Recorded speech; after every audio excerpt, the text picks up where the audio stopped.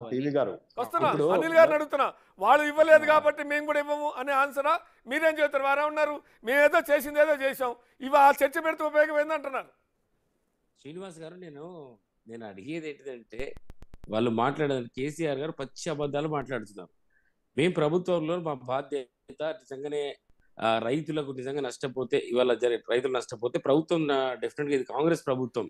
కాంగ్రెస్ అంటే రైతు పక్షపాతి ప్రభుత్వం. అంతకుముందు మా హిస్టరీ తీసుకున్నా, ట్రాక్ రికార్డ్ తీసుకున్నా కానీ రైతుల పట్ల కాంగ్రెస్ ప్రభుత్వం ఏ విధమైన విధానాలను అవలంబించిందో ఆ చరిత్ర చూస్తే చరిత్ర తెలుసుకోవచ్చు, చరిత్రలోకి వెళ్ళి తెలుసుకోవచ్చు. శ్రీనివాస్ గారు కూడా చెప్తున్నాడు, టిఆర్ఎస్ శ్రీనివాస్ గారు. మీరు కేసీఆర్ గారు పోయి ఇవాళ పచ్చి అబద్ధాలు మాట్లాడుతున్నాడు అక్కడికి పోయి. అసలు ఇది ప్రకృతి వైపరీత్యాల వల్ల దేర్ ఇస్ రెయిన్ఫాల్ డెఫిసిట్ వల్ల ఇది కరువు వస్తున్నది. రెయిన్ఫాల్ డెఫిసిట్ వల్ల ఇవాళ ప్రాజెక్టులలో నీళ్లు లేవు. ఇది కేసీఆర్ కి తెలియదా? ఇప్పుడు ఏమన్నాడు కేసీఆర్ ఏమన్నాడు, కరువు కొని తెచ్చుకున్నమాట. కొని తెచ్చుకున్నామా? ఇది ప్రజలకు రైతులకు తెలియదా అది ఏ విధంగా వచ్చిందో? నేను ఇదే కేసీఆర్ గారిని అడుగుతున్నా. నువ్వు డిమాండ్ చేసి 25,000 రూపాయలు డిమాండ్ చేస్తున్నారు. అక్కడికి వెళ్ళి ఖమ్మంలో 10,000 రూపాయలు ఇచ్చిండని చెప్పేసి చెప్తున్నప్పుడు ఎన్నిసార్లు శ్రీనివాస్ గారు, we had a debate in Big TV, చాలా సార్లు డిబేట్ జరిగిందా లేదా? ఖమ్మంలో 10,000 రూపాయలు ఇస్తానంటే ఇప్పటి వరకు కూడా ఇవ్వలేడని చెప్పేసి ఎన్నోసార్లు ఈ డిబేట్లలో కేసీఆర్ ప్రభుత్వం నిలదీయడం జరిగింది. ఇవాళ ఏం చెప్తాడు? 10,000 రూపాయలు ఇచ్చినా నిజంగా ఇచ్చిండా?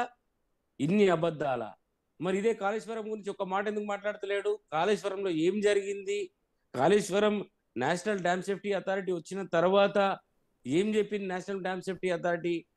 అది పనికిరాదు, ఈ 3 బ్యారేజ్లను ముట్టుకుంటే కూలిపోతాయని చెప్పింది. నిజంగానే ఆ 1,00,000 కోట్ల రూపాయలు ఖర్చు పెట్టింది కదా, ఈ బ్యారేజ్ల పైన నిజంగా ఆయన క్వాలిటీ టెస్టింగ్ చేసి ప్రాపర్ డిజైన్ చేసి కట్టి ఉంటే ఇవాళ అక్కడ నీళ్లు నిల్వ చేసుకొని ఇవాళ ఈ రైతులకు ఇచ్చేవాళ్ళం కదా. మరి ఆ కాళేశ్వరం గురించి 2 పిల్లర్లు కుంగిపోయినాయి, 2 పిల్లర్లను రిపేర్ చేసుకోవచ్చు కదా అంటున్నాడు. ఒకవేళ ఆ నీళ్లు తీసుకొచ్చి నిల్వ చేస్తే పిల్లర్లు అన్ని కూడా కూలిపోతే భారీ నష్టం జరుగుతుంది. దానికి బాధ్యత కేసీఆర్ తీసుకుంటాడా అని అడుగుతున్నాను నేను. ఇవాళ నేషనల్ డ్యామ్ సేఫ్టీ అథారిటీ నిజంగానే అక్కడ నీళ్లు నిల్వ చేసి నీళ్లు ఇవ్వగలుగుతామని అనుకుంటే నేషనల్ డ్యామ్ సేఫ్టీ అథారిటీ అందులో అందరూ కూడా టెక్నికల్ ఇంజనీర్స్ ఉంటారు, టెక్నికల్ ఇంజనీర్స్ ఉంటారు, చాలా ఎక్స్పర్ట్స్ ఉంటారు దాంట్లో. వాళ్ళు చెప్తుంటే కదా, you can use that Kaleshwaram, ఇంత డ్రౌట్ వచ్చింది కదా, కాళేశ్వరం వాడుకోవచ్చని వాళ్ళే చెప్తుండే కదా. చెప్తలేరంటే దానికి కారణం ఏంటిది? ఒకవేళ నీళ్లు నిల్వ చేస్తే ఈ బ్యారేజ్లలో కుప్ప కూలిపోతుంది, తీవ్రమైన నష్టం, అంటే మనము ఊహించని నష్టం జరుగుతుందని చెప్పేసి కదా వాళ్ళు వద్దంటున్నారు. దీన్ని మరి కాళేశ్వరం గురించి మరి కేసీఆర్ ఏనాడన్నా మాట్లాడుతున్నాడా? ఇవాళ రైతుల గురించి మాకు తెలియదా? ఏం చేయాలి కాంగ్రెస్ ప్రభుత్వానికి తెలియదా? కాంగ్రెస్ ప్రభుత్వమే కదా అంతకుముందు రుణమాఫీ చేసింది, కాంగ్రెస్ ప్రభుత్వమే కదా. ఉచిత కరెంట్ ఇచ్చింది కాంగ్రెస్ ప్రభుత్వమే కదా. బోనస్లు ఇచ్చింది కాంగ్రెస్ ప్రభుత్వమే కదా. ప్రాజెక్టులు కట్టించింది కాంగ్రెస్ ప్రభుత్వమే కదా. రైతులకు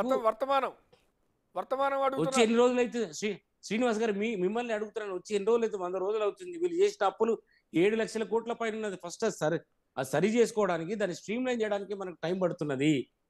వీళ్ళు ఎన్ని ఆరాచకాలు చేసినారు, ఫోన్ ట్యాపింగ్ ద్వారా ఎన్ని ఆరాచకాలు చేసిండ్రు, కాళేశ్వరం ద్వారా ఎంత డబ్బు వృధా అయింది, ఎంత డబ్బు తినేసిండ్రు. అదే విధంగా ఎన్నో ఉన్నాయి. ఆ సెక్రటేరియట్ కి 270 కోట్ల రూపాయలు ఉట్టిగా రాసిచ్చేసిన కంపెనీలకు ఆ ఎక్విప్మెంట్స్ టెండర్ వేయకుండా ఇట్లాంటి తీసుకుంటూ పోతే 1,000 కోట్ల రూపాయల ధనాన్ని మిషన్ భగీరథలో అసలు సిగ్గని ఉండాలా ఇక్కడికి వచ్చి? నిజంగా ఈ టిఆర్ఎస్ నాయకులు, నేను శ్రీనాథ్ అంటలేను, కానీ ప్రభుత్వంలో ఉన్న నాయకుల గురించి మాట్లాడదు. అప్పటి మంత్రులు కావచ్చు, అప్పటి నాయకులు కావచ్చు, నేను వాళ్ళని ప్రశ్నిస్తున్నా. ఇవాళ మిషన్ భగీరథ పేరిట కట్టిన ట్యాంకులు, పాత కాంగ్రెస్ ప్రభుత్వంలో కట్టిన ట్యాంకుల పైన కూడా బిల్లులు తీసుకున్నారు. కాంగ్రెస్ ప్రభుత్వం చేసిన పైప్ లైన్ల పైన కూడా బిల్లులు తీసుకున్నారంటే ఇంతకన్నా దుర్మార్గం ఇంకేమైనా ఉంటుందా? ఇంత ఘోరంగా దోచుకున్న వాళ్ళు ఇవాళ వచ్చి మాట్లాడితే దయ్యాలు వేదాలు పలికినట్టుంటాయి.